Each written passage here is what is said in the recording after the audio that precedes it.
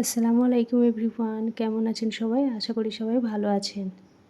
আজকে আমি চিংড়ি মাছের মালাইকারি করে দেখাবো। তার জন্য আমি চিংড়ি মাছগুলোকে ভালো করে কেটে পরিষ্কার করে নেব।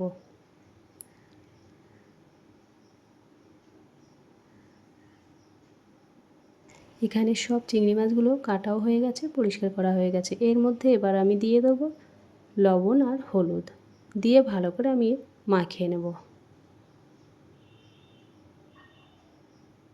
তারপরে গ্যাসটা অন করে আমি একটা প্যান বসিয়ে দেবো। প্যানের মধ্যে তেলটা গরম হয়ে গেলে আমি চিংড়ি মাছগুলো দিয়ে একটু হালকা করে লাল লাল করে ভেজে নেব।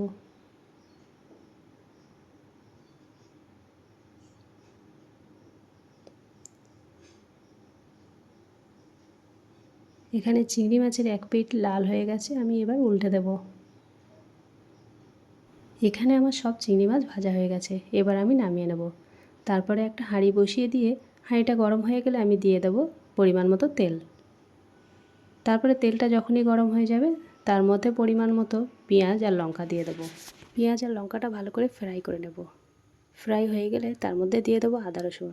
আদা রসুনটাও একটু ভালো করে ফ্রাই করে নেব, যাতে এর কাঁচা গন্ধটা চলে যায়। তারপরে মশলাটা যাতে পুড়ে না যায় তার মধ্যে আমি একটু পানি দিয়ে দেবো। এরপরে দিয়ে দেবো হলুদের গুঁড়ো, তারপরে কাশ্মীরি লঙ্কার গুঁড়ো, তারপরে ধনিয়া, এরপরে দেব লবণ, দিয়ে একটু ভালো করে নাড়িয়ে চাড়িয়ে মশলাটা কষিয়ে নেব।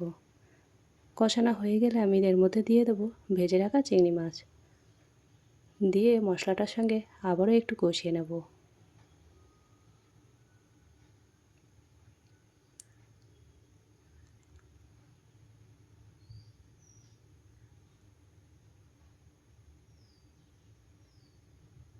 এখানে চিংড়ি মাছগুলো কষানো হয়ে গেছে। তারপরে আমি এখানে দিয়ে দেবো নারকেলের দুধ। নারকেলের দুধটা দেওয়া হয়ে গেলে হাঁড়ির গায়ে যে মশলাগুলো লেগে আছে সেগুলো এক জায়গায় করে দেবো।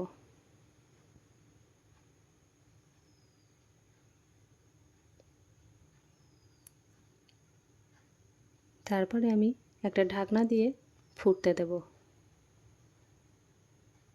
ভালো করে ফুটে ফুটে যখনই একটু কম হয়ে আসবে তখনই আমি এর মধ্যে দিয়ে দেব অল্প একটু চিনি। যে যেমন খেতে পছন্দ করেন তেমনই মিষ্টিটা দেবেন। এখানে আমার চিংড়ি মাছের মালাইকারি রেডি। এটা যখনই ঠান্ডা হয়ে যাবে তখনই অনেকটা বসে যাবে। এখানে আমি সার্ভ করে দেখাচ্ছি, দেখেন কত সুন্দর হয়েছে, আর খেতেও দুর্দান্ত হয়েছিল। একবার অবশ্যই ট্রাই করে দেখবেন। ভিডিওটি ভালো লাগলে লাইক করবেন, সাবস্ক্রাইব করবেন আর পাশে থাকবেন। ভালো থাকবেন, সুস্থ থাকবেন। আজকের ভিডিও এই পর্যন্ত, আসছি পরবর্তী ভিডিওতে। আল্লাহ হাফিজ।